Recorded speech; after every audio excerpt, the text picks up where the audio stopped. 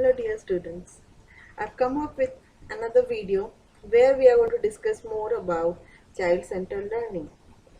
In this video, we are going to learn about learning through activity, how it is facilitated by the child-centered education. So let's understand what an activity is. An activity is actually a state of being active.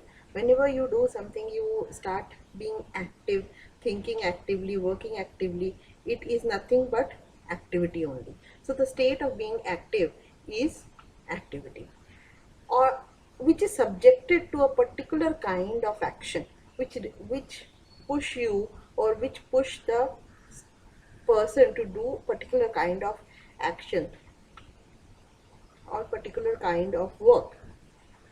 The activities can be either done in group or individually also it can be done, which results into direct experiences. Also, it helps in the active participation of the students, and it fulfills the specific quest. So an activity is the state of being active where during the activity a particular kind of work is done, action is taken, which results into direct experiences through which learning is happening, and also it can be done in a group or individually or with the participation of students to fulfill a specific quest or pursue specific work. So we have seen what an activity is. Let's move on to activity-based learning. How we can use this activity in learning. Activity-based learning actually developed, and its principles are rooted in the philosophy which is given by the great educationists like John Dewey, Maria Montessori, Jean Piaget and Carl Patrick. Also, it is based on the theories of constructivism and learning of doing. So it says that when the child is doing the activity, he is also constructing their own knowledge. David Horsburgh is the pioneer of ABL system or activity-based learning system. He started a school called Nielberg, where the curriculum also include, apart from the school subjects, music, sewing, carpentry, gardening, baking and many more. So the child used to learn more and different wide variety of activities along with the school subject. So he used to apply whatever he is learning in the school subject apart from only only understanding it. He used to apply it then and there, and also while doing the activity he used to learn many things and understand many things which is directly related to the school subjects. Activity based learning recommends and advocates that learning should happen through and from the activity, and when the activity is done and the learning is occurred through it, so 75% of the knowledge is absorbed, understands and can be comprehended. Activity-based learning means that the teacher is assimilating activity of some type in teaching to make student learn.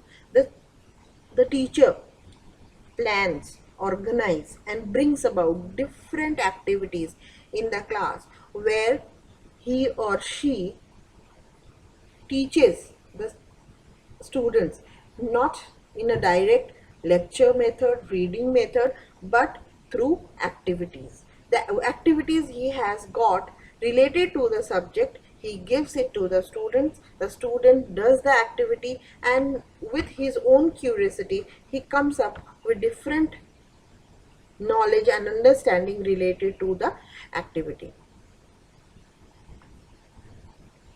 And these activities, while doing it, it is act as the pedestal of learning. So it becomes the footstep of learning. So the child understand and develop his understanding and comprehension and knowledge based on the activities which he or she doing, and with this activity the concretization of the understanding becomes more.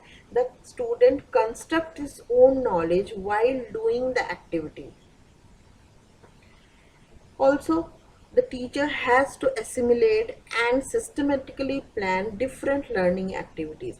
As the activity becomes the footstep of the learning, the teacher needs to plan very systematically that which activity should be done after what, and what will be the progression of the activity, so that there won't be any haphazard construction of understanding or knowledge. The knowledge will be constructed in a proper and systematic and stepwise manner. So, as the child is working on their own, developing and constructing their own knowledge, they are not only dependent on the informations which is given by the teacher. It becomes a child-centric education. So, we have seen what activity-based learning is. Let's see a few definitions related to activity-based learning. The first definition says that a variety of interactive activity designed to stimulate the interest and involvement of learning process with a positive outcome of seeing student actively participating in the construction of their own knowledge. It says that the teacher designs a variety of interactive activities which enhances the interest of the student, and they get involved into the learning process, which results into a positive and more understanding of the concept, because the students are involved actively into the activity, and they are constructing their own knowledge.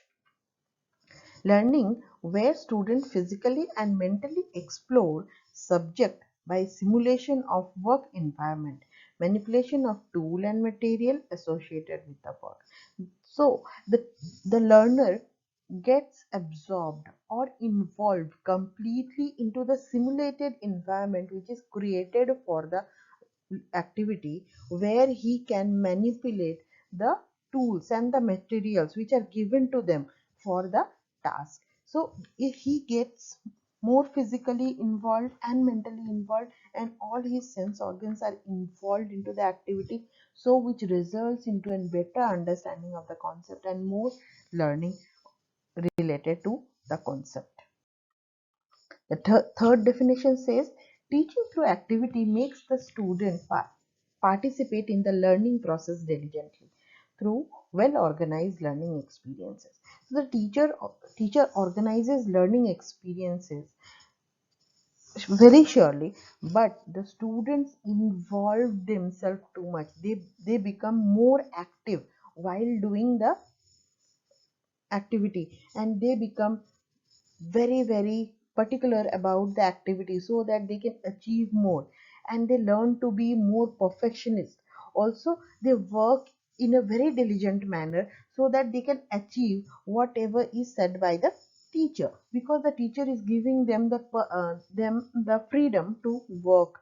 And because of that, learning through the experiences, direct experiences, become more concrete, and they results into better understanding of the concept and also construction of their own concept. Famous educationist John Dewey has said about activity based learning that activity oriented experiences make the classroom a place of work, experimentation, and discovery, not merely a place of absorption of second hand information. So he is saying that the student does not only become the sponges who are absorbing the informations which are being transmitted from the teacher to them, the second hand information, but they are constructing their own knowledge by experimentation and by discovery. So there the learning is more better, which is for a long term, and it can be modified to result to get into different other kind of knowledge in future. There are different types of activities which can be done for activity based learning. So this list which you are seeing right now is not exhaustive. There can be many more, but these are the few to say which can be easily done in the classroom scenario, like role play, problem solving, quizzes, debates, experimentation, concept mapping, and mind mapping, where the student is understanding the concept and then he is mapping what they are understanding in their own way. Brainstorming is an excellent way of doing the activity where the student learn to respect each other's opinion, and they know how to behave in the class when somebody else is giving their opinion. Dramatization is also a very good way to teach during activity based sessions. Group discussions, project work, also the field work where the student go to the field and see the things with their eyes and experience them in a direct way, where they understand and learn things in a much better way, and they can perceive that what they are learning in the books can also be there in the real world. So these are the few types of activity which can be done in activity based learning. So let's see what are the different steps of activity based learning. There are basically 3 steps: before going to the classroom, during the classroom, and after the classroom. So before going to the classroom, the teacher needs to decide on what are the objective he wants to fulfill by doing the activity. So he needs to understand that what should be the outcome of his activity. So he defines the objective which he wants to achieve. Also, the teacher needs to select the type of activity he wants to do. Also, he has to select the time when he wants to do and what kind of sitting arrangement he is thinking about that particular activity. Also, the teacher needs to prepare each and every necessary material beforehand before going to the classroom. All the things which are required for the activity should be prepared beforehand by the teacher, and the instruction should be either written down in a chart paper or in the board, so that it can be clearly narrated to the student and they can understand it in a clear manner, and they can follow it throughout their activity session. So what are the different things we need to follow during the session? The teacher needs to give a clear instruction to the student that these are the few rules which are being laid down for the entire activity session, and also the procedure, the systematic way how you will do the activity, that also narrated or instructed to the student. Even the teacher sees or checks that if the instructions which are given by the teacher should be understood or not by the student. So by asking them, he tries to understand if they have understood the instruction properly or not. Also, the teacher monitors the behavior of the student during the entire activity, and he and the teacher writes the observation for himself, and also he can use that for his own assessment, formative assessment of the child. Also, the student write the observation which they are getting during the session. Whatever things they are observing during the activity, they jot it down, and at the end, after the session, both the teacher and the student, they reflect on what was good during the session, what was good and what went wrong during the session, and also they plan or reflect on the future, that what they should not do during the activity and they should do during the activity. So they always reflect back on the good side and the bad side, what went good, what went fine, and what went wrong during the activity. And they also understand or reflect on how they will plan the activities in the future, so that these mistakes will not be continued, and the good things what they have learned from this activity can be taken forward. Now let's see what is the role of a teacher in activity based learning. Actually, the teacher has to do multitasking. He has to be a multitasker in the activity based learning. The first thing the teacher should know is that he should be aware of the need of the student. Also, he should know what are the objectives to be fulfilled through this activity. Also, the teacher is the planner, organizer, and facilitator. He plans the activity, how it goes on. He organizes all the material. He plans the time. He organizes the time. Also, he organizes the classroom, how it should look during the activity. And during the entire task, he facilitates each and every query of the student. He facilitates all the problems which are faced by the student. Also, if there is some kind of disagreement between the student, that also be solved by the teacher. He also does the monitoring of the student.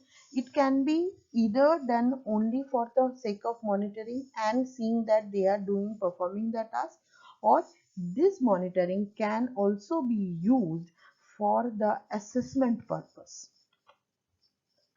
The teacher needs to be more creative and innovative. He should come up with new type of activity every now and then, so that the child become more interested, and they should look forward for the class of that particular teacher, that what kind of surprise they will get from the teacher.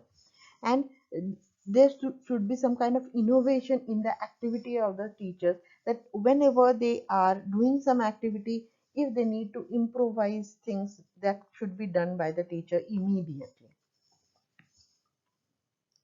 Also, the teacher is the one who decides what to do, when to do, and how to do. So he is the main decision maker during the activity based classrooms. Now let's see what are the students' role in the activity-based learning. The students needs to be very motivated when they are doing any kind of activity. The motivation should come from within, that I am going to do this activity and I'm looking forward to it, to learn something more through this activity. They need to be ready to learn that when we are doing activity, it's not only the passive thing, we'll sit and we'll just watch it. We need to learn out of this activity what are the different things are there, and how it is working, and what goes amiss, what is going very fine. Everything should be learned by the student, and they should be ready to accept that learning, open to learning they should be. The student should be very enthusiastic to take part in the activity, because if they are not interested, there will be no fruitfulness of the activity. Also, the student should be active and involved throughout the activity, and they should work as a team member. Whenever things are required, they should not be passive and sit in a corner and watch the other. They should take part in each and every activity, what is going on in the classroom. They should work in team, they should be cooperative in nature, and sometimes they need to take lead during the activity. Now let's see what are the advantages of activity based learning. There are many advantages as per se. First of all, it sustains the in attention and interest of the student, as because the student are motivated to learn new things, they are involved both physically and mentally, the attention span of the students are much longer, and they become more interested, and because of their increased level of interest and attention, they learn better. Also, it enhances the creativity and the ability to do different kind of research and information gathering. It also become more useful, or it can be used in each and every subject which is taught, which is there in the syllabus, and also it can be used as a part of assessment by the teacher. Activity-based learning makes the entire learning more meaningful and contextual. It makes the learning meaningful because the attention span increases, the interest increases, the student is constructing their own knowledge, so the learning become more understandable, comprehensible, and can be applied future in future, so it becomes more meaningful. And all the resources which are there in the schools can be used to the optimum level when we are doing different kind of activities. Also, it helps in development of team building skill or team building uh, qualities among the student, where they learn to develop their confidence, the side, and the timid student learn to speak up, learn to communicate with other people, and they learn to cooperate with each other, listen to each other, agree to each other's views, and it helps them to develop and grow as a team. Also, a development of a confidence is also a part of activity based learning. Apart from that, few students come up with a leadership quality, and occasionally some or other student takes the lead and come up with the solution of the activity, so it also enhances the leadership quality among the student. It improves the communication skill among the children, communication in the two way, like listening also, and also communicate their own thought, what they are thinking related to any topic. So communication skill improves by activity based learning. Also, a very important thing what the activity based learning does is that it makes the entire classroom an inclusive classroom, where the need of each and every student and the need of the student with exceptionalities can be fulfilled to the maximum, and they can be part of the entire uh, classroom, and there will be an integration among the uh, all the student of the classroom, which results into better inclusive atmosphere and cooperative atmosphere in the classroom. Let's see what are the different disadvantages of the activity based learning. The first disadvantage is the time. It requires a lot of time to complete the activity. But if the curriculum is vast and it has many things, it is very difficult for the teacher to devote that much time to do activity based learning. So for the short type of curriculum, activity based learning is best. But for a vast curriculum, activity based learning may lead to skipping of different portions, as because time will not allow it or permit it, as it is very very time consuming process. Also, it requires a lot of space, which sometimes is not there in many schools. Also, the number of students plays a plays a role in the performance of the activity based learning. So it becomes very difficult if the class is very big to do any kind of activity based learning, because monitoring by the teacher is very difficult.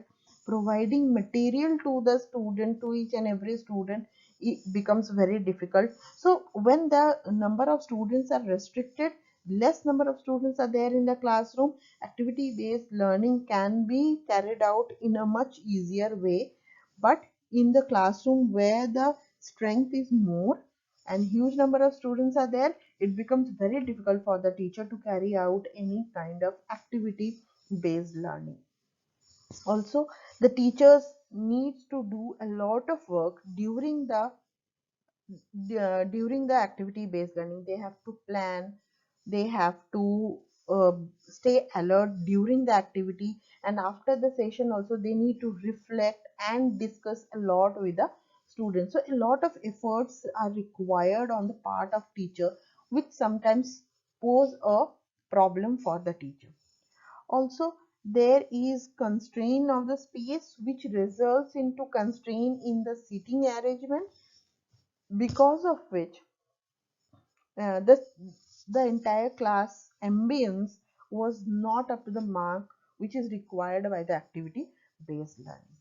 Also, it has observed that sometimes the student get into arguments, which is actually the result of the disagreement they have during the session, and because of that they keeps on arguing, because some of them does not like to be dominated by the other or listen to other. They think that whatever they are thinking is correct. So in that case, there is a possibility that the entire classroom atmosphere be affected by the arguments which are there among few students.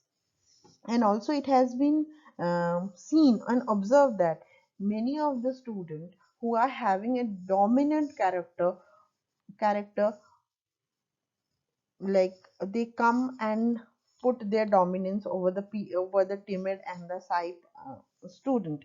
And in that case, the shy and the timid the shy students, the quieter student, they become more stressed and become more mm, become more closed, as because they cannot come up and open up in front of that dominant student. So it has been seen that few students dominate the entire activity and few become passive during the activity because their voice is not being heard. So these are the few disadvantages of activity based learning. I hope you all have understood what we have discussed in this video. We have studied about the features of activity based learning. We have studied about what are the different types of activity we can do, what are the different steps for activity based learning, role of a teacher, role of a student, advantages and disadvantages. Hope you all have understood this topic, and see you all in my next video. Till then, happy learning.